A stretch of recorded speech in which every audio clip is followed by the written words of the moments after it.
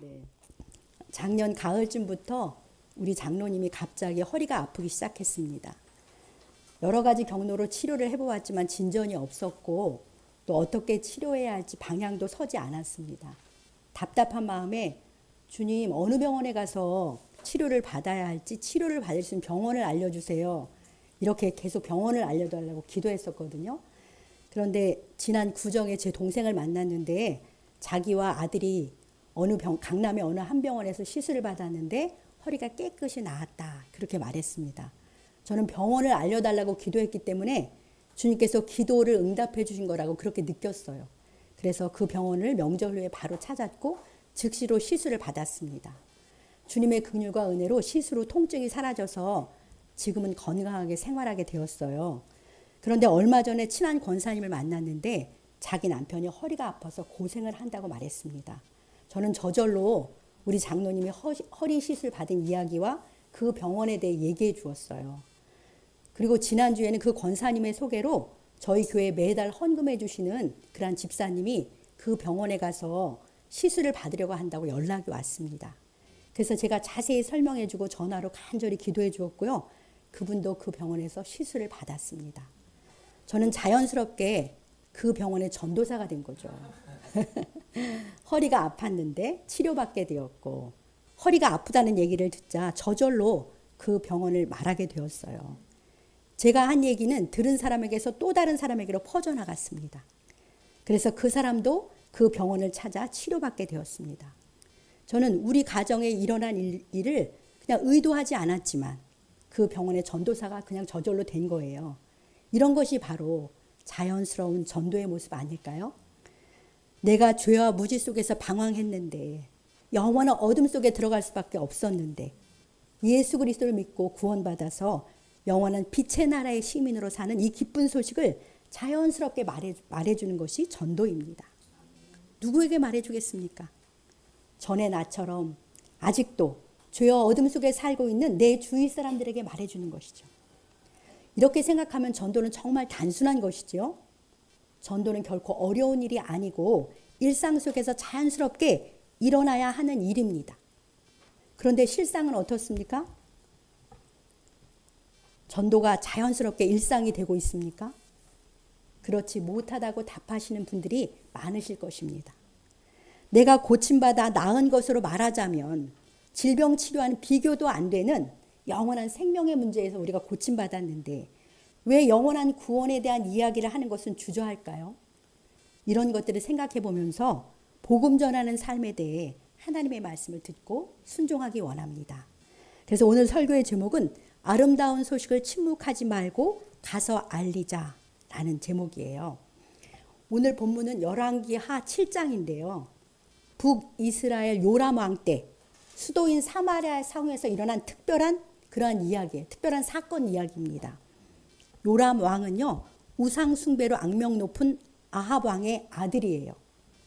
그러니까 그도 역시 우상 숭배의 죄 속에 있었을 테니까 이스라엘 사회는 여전히 영적으로 아주 어두울 때입니다.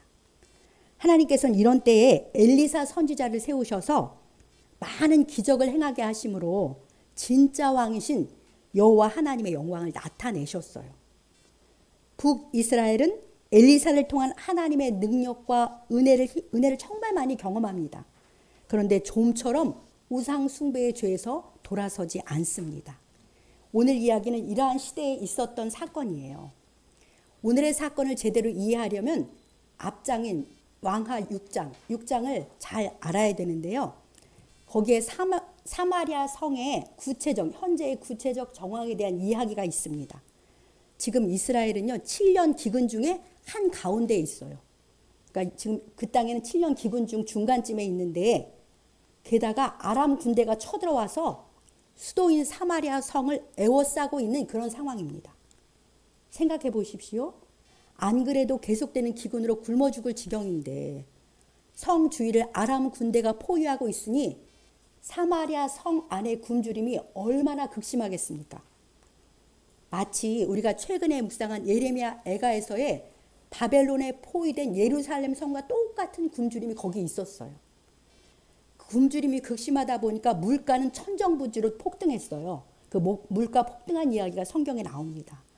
또 여인들이 서로 도모해서 자기의 아들들을 삶아먹는 끔찍한 일이 자행될 만큼의 비참한 굶주림 속에 사마리아 성이 놓여 있습니다.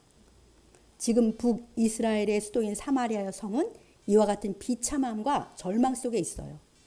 다 굶어 죽든지 다 아람 군대에 멸망하든지 둘 중에 하나인 상황인 것이죠. 이때 성문 어귀에 앉아있는 4명의 나병 환자가 있었습니다. 그들이 서로 이런 말을 주고받아요. 우리 3절 4절 그 문둥병 환자들, 나병 환자들이 하는 말을 같이 읽어보겠습니다. 성문 어귀 나병 환자 4사람이 있더니 그 친구에게 서로 말하되 우리가 어찌하여 여기 앉아서 죽기를 기다리랴. 만일 우리가 성읍으로 가자고 말한다면 성읍에는 굶주림이 있으니 우리가 거기서 죽을 것이요. 만일 우리가 여기서 머무르면 역시 우리가 죽을 것이라. 그런즉 우리가 가서 아람 군대에게 항복하자. 그들이 우리를 살려두면 살 것이요 우리를 죽이면 죽을 것이라 하고. 이 나병 환자 4명 친구들 서로 말하는 내용 잘 이해되시죠? 사마리아 성읍 어귀에 앉아 있는데 여기 가만히 있어도 죽기만 기다리는 거고, 성읍에 들어가서 구걸을 할래도 성읍도 다 굶주리고 있으니 거기 들어가도 죽을 거다. 그러니 차라리 먹을 것이라도 있는 아람 군대에 가서 항복해보자. 그들이 살려두면 살고 죽이면 죽자. 이렇게 죽기는 매한가지인데 그래도 먹을 것이 있는 곳으로 한번 가보자. 이렇게 서로 대화를 나누고 있습니다. 이런 상의 끝에 5절에 보니까 이들은 아람 군대의 진으로 가려고 해질 무렵에 일어나서 아람 진영 끝에 도착을 해요. 그런데 뜻밖에도 그 아람 진영이 조용하고 인기척이 없는 거예요. 그곳에는 한 사람도 없었습니다. 이들은 어찌된 일인지는 모르지만 너무 배가 고파서 빈 장막에 들어가 보는데요. 우리 8절을 함께 읽어봅시다. 그 나병 환자들이 진영 끝에 이르자 한 장막에 들어가서 먹고 마시고 거기서 은과 금과 의복을 가지고 가서 감추고 다시 와서 다른 장막에 들어가서 거기서도 가지고 가서 감추니라. 아멘. 빈 장막에는 먹을 것과 마실 것, 은금과 의복이 있었습니다. 이들은 먼저 실컷 먹고 마십니다. 일단 굶주린 배를 채우고는요, 나병 환자로서는 꿈도 꾸지 못할 은금과 의복을 얻어요. 엄청난 횡재를 하게 된 것이죠. 다 장막이 비어 있으니까 다른 장막에 들어가서 거기서도 재물을 가져다가 또 감춥니다. 이들은 죽으면 죽지 그런 마음으로 왔잖아요. 그저 굶주린 배를 조금이라도 채우고 싶었을 뿐이었는데 이게 웬일입니까? 이들은 서로 놀라서 휘둥그레진 눈으로 서로를 쳐다보면서 신나게 먹고 마시고 많은 재물을 감추고 있었겠지요. 그런데 아람 군대의 진영이 이렇게 텅 비게 된 이유는 무엇입니까? 6절 7절에서 말씀해 주시는데요. 이렇습니다. 우리 하나님께서요, 아람 군대에게 병거소리, 말소리, 큰 군대의 소리를 듣게 하세요. 이 소리를 들은 아람 군대는 이스라엘 사람들이 햇사람과 애굽 군사를 돈 주고 사서 연합군을 이루어서 쳐들어왔다고 생각을 합니다. 그래서 해질 무렵에 일어나가지고 목숨이라도 살려고 다 버려두고 막 정신없이 도망을 간 거예요. 그래서 아람 진영이 이렇게 텅 비어있게 된 것입니다. 그 백성을 절체절명의 위기에서 건져주시려는 하나님의 크신 은혜의 역사로 아람 진영이 비어있었던 것입니다. 참 우리 하나님은 이렇게 아무도 상상치 못할 그런 놀라운 방법으로 아람 군대가 도망가게 하셨어요. 하나님의 지혜는 정말 무한하시죠? 하나님께서 홀로 다 이루어 놓으신 완벽한 승리의 현장입니다. 이스라엘은 피 한 방울 흘리지 않았고요. 아무것도 한 것이 없어요. 그런데 적은 다 도망갔고 음식과 은근과 의복까지 전리품이 넘쳐납니다. 하나님께서 홀로 이루신 완벽한 구원의 현장에는 굶주림과 절망을 해결할 모든 것이 있습니다. 이 놀라운 하나님의 은혜의 역사를 누가 누리고 있습니까? 가장 비천하고 소외된 나병 환자들이 제일 먼저 발견하고 누리고 있는 거예요. 이들은 큰 기대 없이 죽으면 죽지라는 마음으로 왔는데 뜻밖에도 놀랍고도 풍성한 은혜의 잔치를 벌이고 있잖아요. 이 승리와 구원의 현장이야말로 이들에게는 복음, 기쁜 소식이 아니겠습니까? 그 백성을 살리시려고 하나님께서 홀로 이루신 이 승리의 현장을 보면서 저는 우리 주 예수님께서 홀로 다 이루신 구원의 역사가 저절로 떠올랐습니다. 십자가 죽음으로 사탄을 멸하시고 승리를 이루신 주 예수님. 부활하심으로 우리에게 새 생명과 풍성한 삶을 주시는 구원의 주님이 떠올랐습니다. 주님이 홀로 다 이루신 그러한 구원의 복음이잖아요. 지금도 이 복음은 나병 환자처럼 가난하고 낮은 마음을 가진 사람들에게 먼저 들려지고 먼저 믿어지고 누리게 하십니다. 죄로 인해 영원한 멸망으로 들어갈 우리를 살리시려고 홀로 구원을 다 이루신 우리 주 예수님이 바로 복음, 아름다운 소식입니다. 이 아름다운 소식을 우리에게 전해주시고 믿게 하셔서 생명과 풍성한 삶을 누리게 하시는 우리 주님께 영원토록 감사와 찬양을 드리는 우리 모두가 되길 소망합니다. 그럼 굶주림도 충분히 해결되고 엄청난 재물까지 얻게 된 이 문둥병자들의 얘기와 행동을 계속해서 살펴보겠습니다. 우리 9절을 같이 읽겠습니다. 나병 환자들이 그 친구에게 서로 말하되 우리가 이렇게 해서는 아니 되겠도다. 오늘은 아름다운 소식이 있는 날이거늘 우리가 침묵하고 있도다. 만일 밝은 아침까지 기다리면 벌이 우리에게 미칠지니 이제 떠나 왕궁에 가서 알리자 하고. 네, 이 말씀에서 오늘 설교 제목이 있습니다. 실컷 먹고 횡재한 나병원자 친구들이 이렇게 말하는 거예요. 우리만 살고 우리끼리만 잔치하면 안 되겠어. 오늘은 정말 아름다운 소식이 있는 날이잖아. 적들은 다 도망갔고 먹고 마시고 잔치할 만한 좋은 것들이 이렇게 많은데 우리만 누리고 말하지 않는 것은 죄지. 굶어 죽어가 있는 저 성 안에 있는 사람들을 생각해서 빨리 가서 알려야겠어. 만일 내일 아침까지 기다렸다가 얘기해도 하나님께 벌 받을 일이야. 밤사이에도 얼마나 많은 사람들이 굶어 죽어 나가겠어. 이제 그만 여기서 떠나 왕궁에 가서 빨리 이 아름다운 소식, 이 기쁜 소식을 알리자. 이렇게 이 친구들이 말하는 거예요. 이 나병 환자들의 대화가 참 아름답지 않습니까? 참 마땅하고 귀한 깨달음이죠. 하나님께서 그런 생각을 주신 것입니다. 굶어 죽어가는 사마리아 성 안에 사람들이 다 살 수 있는 기쁜 소식, 아름다운 소식을 이들만 보았고 누리고 알고 있잖아요. 저 죽어가는 사람들이 살 수 있는 생명의 양식과 모든 풍성함이 이곳에 있는데 우리끼리만 알고 누리는 것은 명백한 죄다. 그들이 살 수 있는 이 아름다운 소식을 침묵하고 전해주지 않으면 벌받아 마땅하다고 생각하는 거예요. 그러면서 이제 우리끼리 잔치 그만하고 어서 여기를 떠나서 왕궁에 빨리 가서 알리자고 말합니다.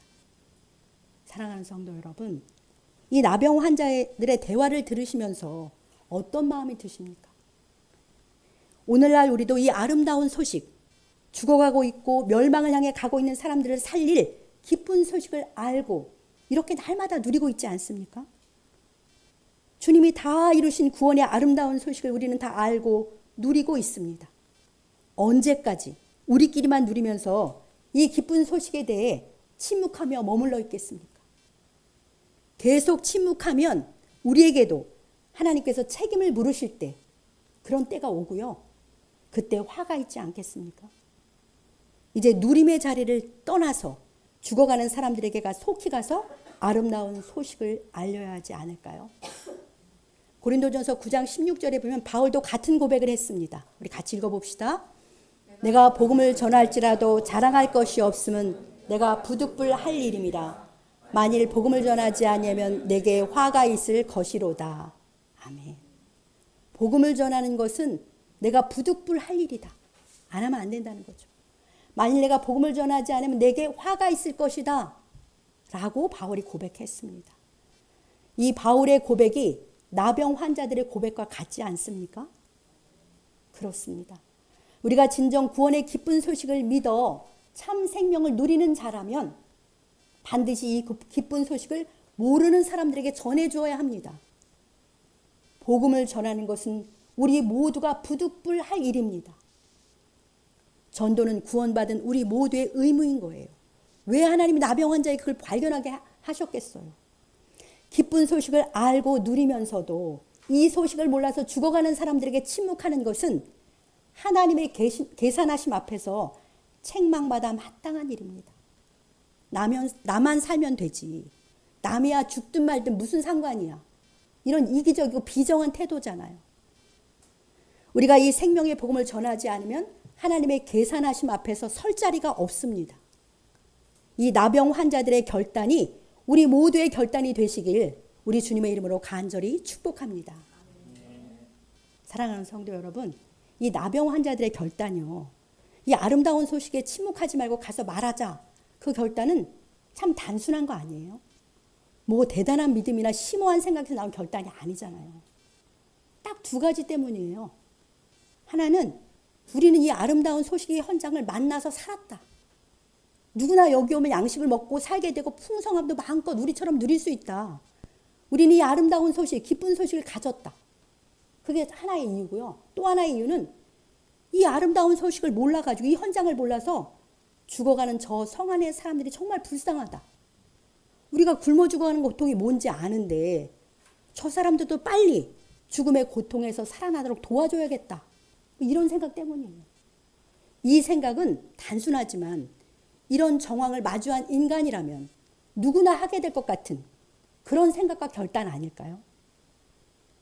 우리가 예수 그리스도를 믿어 죽음에서 생명을 얻게 되었고 모든 풍성함을 누리게 된 것이 사실이라면 우리야말로 놀라운 아름다운 소식을 가진 사람들 아닙니까? 또 우리 주변에는 아직도 이 아름다운 소식을 몰라서 사탄의 권세 아래 갇혀가지고 영원한 죽음을 향해 가고 있는 안타까운 불쌍한 내 가족과 친구와 이웃이 많이 있습니다.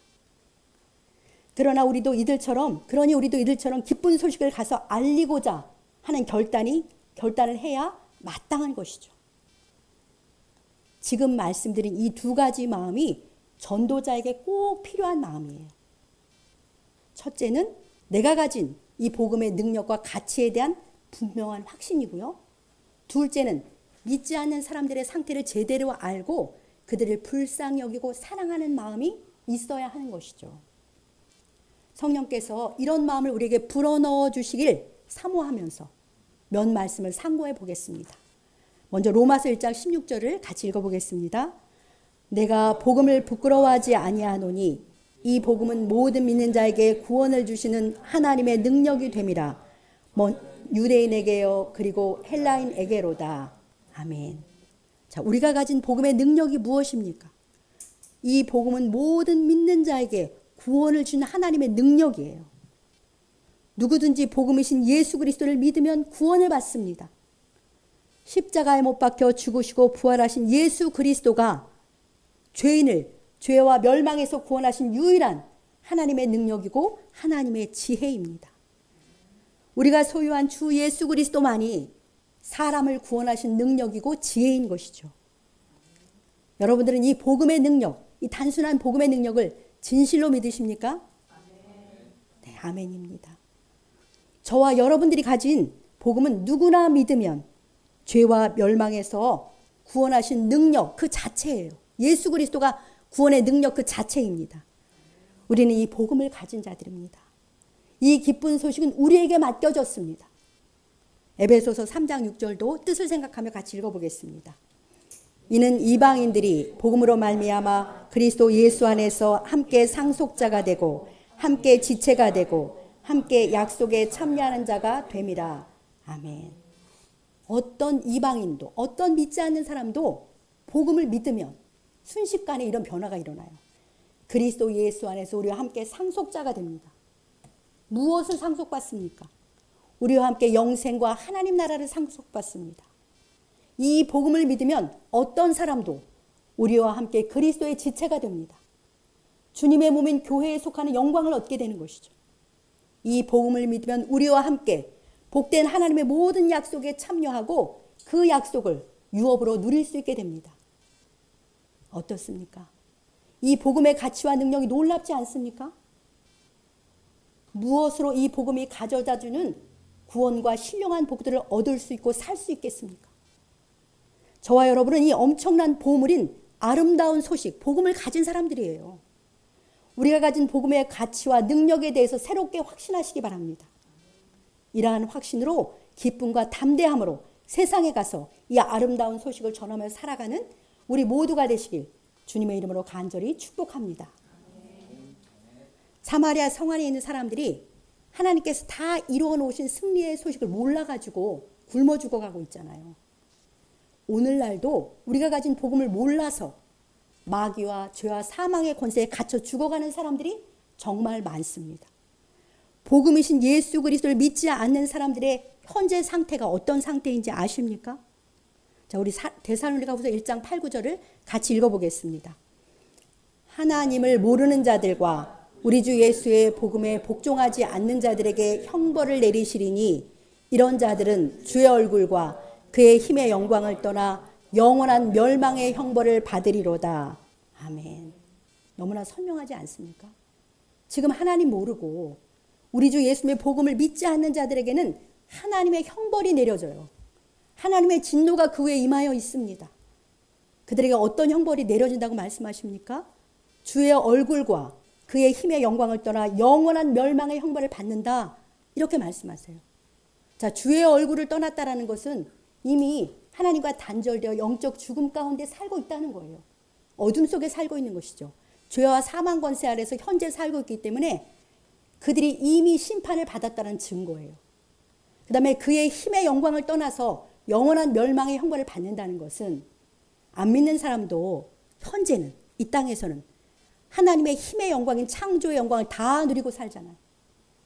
그러나 주님이 다시 오시는 날 창조의 영광은커녕 지옥의 불구덩이에서 영원토록 멸망당하는 형벌을 받을 수밖에 없어요. 이것은 하나님의 선언이에요. 선포입니다. 이것이 믿지 않는 사람들의 현재 그들의 상태예요. 그러니까 믿지 않는 사람은요, 끝까지 믿지 않는 사람은 지금 아무리 돈이 많고 지위와 명예가 높고 평안해도요, 그들은 다 저주 아래에 있습니다. 눈에 보이는 것에 속지 마십시오. 하나님의 말씀 안에서 그들의 현재 상태와 미래를 보시기 바랍니다. 머지않아 그들은 완전히 멸망하게 됩니다. 현재 그들의 보이는 것이 어떠하든지 예수 그리스도를 믿지 않으면 망한 인생이에요. 너무나 불쌍한 처지 아니에요?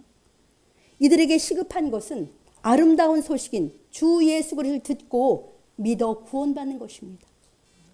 이들을 영원한 멸망에서 건져 영생을 얻게 하는 구원은 주 예수님께서 이미 다 이루어 놓으셨잖아요. 이제 우리가 가서 이 아름다운 구원의 소식을 전해주기만 하면 되는 거죠. 전해주는 책임은 주님께서 먼저 믿은, 먼저 구원받은 우리에게 맡겨주신 것입니다. 주님이 그 책임을 나에게 물으시는 날이 온다는 것도 그것을 기억하면서 힘써 전하며 살아야 마땅합니다. 끝으로 나병 환자들이 성으로 가서 어떻게 이 아름다운 소식을 전하는지 살펴보고 말씀을 마치겠습니다. 우리 본문 10절을 함께 읽어보겠습니다. 가서 성읍 문지기들을 불러 그들에게 말하여 이르되 우리가 아람 진에 이르러서 보니 거기에 한 사람도 없고 사람의 소리도 없고 오직 말과 나귀만 메어 있고 장막들이 그대로 있더이다 하는지라. 이 말씀의 원문을 직역하면 이렇게 돼 있어요. 순서가. 그리고 그들은 갔습니다. 그리고 그들은 그 성의 문지기에게 외쳤습니다. 그리고 그들이 그들에게 설명하여 말하였습니다. 이렇게 기록돼 있어요. 그들은 갔다, 외쳤다, 설명했다, 말했다. 다 동사잖아요. 이 나병 환자들이 그 한밤중이에요. 성으로 가서 실천한 행동들이에요. 한번 생각해 보십시오. 이 나병 환자들은요, 성 문지기에게 가까이 접근할 수 없는 존재들이에요. 가까이 할 수 없습니다. 급한 마음에 갔지만 멀리 떨어져서 외칠 수밖에 없어요. 가까이 못 가니까. 큰 소리로 외치면서 열심히 설명하는 거예요. 밤의 정막을 깨고 그들이 목격한 승리와 아름다운 구원의 아름다운 소식이 외침으로 그 죽음의 성에 전해지고 있는 것입니다. 나병 환자들의 이 아름다운 소식을 전함으로 사마리아 성은 죽음과 절망에서 구원을 받습니다. 저는 설교를 위해서 기도하는데 이들의 이 마지막 행동이 떠올라서 울었습니다. 왜 울었냐면요. 이들은 나병 환자잖아요. 평소에 성 안에 같이 살 수도 없었고요. 다 내쳐졌어요. 성 안에 있는 사람들은 이들을 멸시하고 절대 가까이 해주지 않았습니다. 그런데 이들은 그 성 안의 사람들을 살려주려고요. 한밤중에 달려가서 외치는 것이 너무나 감동이었어요. 그림으로 그려지니까 감동스럽더라고요. 또 여러 가지 핑계를 대면서 이 아름다운 소식에 침묵하고 살고 있는 우리의 모습이 떠올라서 마음이 아프고 송구스러워서 울었습니다. 구원과 승리의 아름다운 소식을 알면서 결코 침묵하는 죄를 짓지 않으려고요. 이 사람들은 성 안에 죽어가는 사람들을 살리려고요. 한밤중이라도 외치며 열심히 설명하고 있는 나병 환자의 행동이 정말 감동스럽지 않습니까? 사랑하는 성도 여러분, 오늘 이 말씀 앞에서 아름다운 복음을 알고 믿고 누리는 자로서의 우리의 삶을 돌아봅시다. 나병 환자도 이 소식을 몰라 성 안에서 죽어가는 사람들이 불쌍해서 외쳤는데 우리는 무슨 핑계를 댈 수가 있겠습니까? 이 복음을 몰라서 영원한 멸망으로 가는 사람들에게 살 길을 전한다는 것은 정말 마땅하고 자연스러운 일이잖아요. 그런데 무엇이 우리를 가로막아서 복음을 잘 전하지 않게 됩니까? 혹시 내 처지가 지금 누구한테 복음 전할 처지가 아니거든요? 그런 생각이 있으십니까? 우리 중에 나병 환자보다 더 어려운 처지인 분이 어디 있습니까? 이 나병 환자들은 나병을 아직 고침받은 게 아니에요. 아니면 사람들은 다 관심 없어요. 거절할 것 같아 전하지 못하겠습니다. 그럼 나병 환자들이 전하면 그들이 쉽게 믿어줄까요? 실제로 그 뒤에 말씀을 보면 왕은 믿지 않습니다. 믿고 안 믿고는 듣는 사람들의 문제인 것이죠. 아무튼 아는 우리는 전할 책임이 있습니다. 그들은 자기 상태도 모르고 복음도 몰라서 그렇잖아요. 그런데 우리는 그들의 살 길을 알잖아요. 그러니 나병 환자처럼 열심히 설명해서 말해야 합니다. 죽고 사는 문제보다 더 중요한 것이 무엇이 있겠습니까? 그것도 영원한 죽음의 문제인데요. 우리가 침묵하면 누가 그들을 살리겠습니까? 혹시 나는 아직 믿음이 약하고 어리니까 전도는 못한다고 단정하십니까? 아닙니다. 내가 예수님이 더 구원받은 것이 분명하다면 여러분도 이제 가서 외치고 말할 수 있고 말해야 합니다. 예수 그리스도를 믿지 않는 사람들은 영원한 멸망의 형벌에 떨어질 수밖에 없다는 것을 아는 우리는 그들을 살리기 위해서 모두 힘써 복음을 외치고 설명하고 말해야 마땅합니다. 저는 교회의 담임 목사가 되고는 예배 준비, 설교, 양육 등에 밀려서 전도에 우선순위를 둘 수 없는 핑계가 있었습니다. 제가 원래 전도 사역자였거든요. 부교육자일 때. 그런데 이 나병 환자를 보고는 크게 회개했습니다. 설령 밤중에 설교를 쓰더라도 전도를 먼저 해야겠다는 적용을 했습니다. 그래서 우리 장로님이랑 짧게라도 단지안을 돌면서 전도를 하게 되었어요. 우리 성도님들도 이 핑계댈 수 없게 하시는 우리 주님의 말씀 앞에서 자신을 돌아보고 전도를 위한 분명한 결단과 순종을 하시기 바랍니다. 우리 교회는 그래서 다음 달부터 좀 덥기는 하지만 한 달에 한 번은 주일 예배 후에 은혜 나눔 대신에 다 같이 나가 전도를 하려고 합니다. 전도하는 날은 맛있는 걸 사주겠다고 하셨습니다. 장로님이. 또 전도 축제일만이 아니라 수시로 전도해서 사람들을 주님께로 예배로 초대하면 좋겠습니다. 복음 전파가 우리의 일상이 되는 선교적 교회로 하나님께 영광 돌리는 우리 교회가 되길 주님의 이름으로 간절히 축복합니다. 마지막으로 디모데후서 4장 1, 2절을 함께 읽고 마치겠습니다. 뜻을 생각하면서 읽어봅시다. 하나님 앞과 살아있는 자와 죽은 자를 심판하실 그리스도 예수 앞에서 그가 나타나실 것과 그의 나라를 두고 엄히 명하노니 너는 말씀을 전파하라. 때를 얻든지 못 얻든지 항상 힘쓰라. 범사의 오래 참과 가르침으로 경책하며 경계하며 권하라. 아멘.